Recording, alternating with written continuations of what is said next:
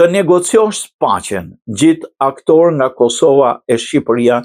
në skenën e Firenzës në Itali.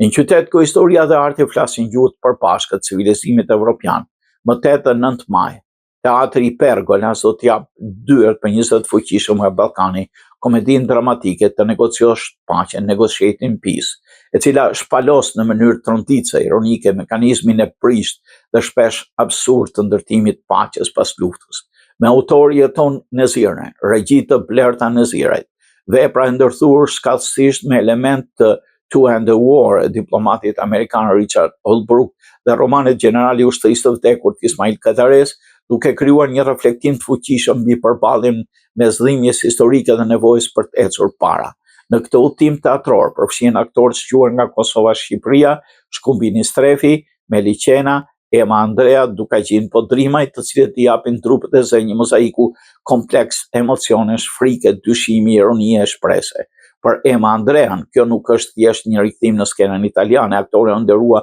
me çmimin Adelaida Ristori në festivalin e Mittelfest në Cividale del Friuli, verën e kaluar pikërisht për këtë rol. Shfaqja nuk i kursojnë pyetje të vështira, si të negociohet paqja mbi rënojet e së shkuarës, kush vendos çmimin e arresës dhe mbi të gjitha kush përfiton dhe kush humbet nga një marrëveshje paqe. Prezantimi i Të negociosh paqen në Firenze nuk është thjesht një akt artistik, është një ftesë për publikun italian dhe më gjërë për të reflektuar mbi rolin e tyre në kujtesën kolektive evropiane në një kohë kur kontinenti të rikujtohen plagët e vjetra përmes luftrave të reja. Kjo vepër është një pasqyrë e çiltër përballë ndërgjegjës evropiane.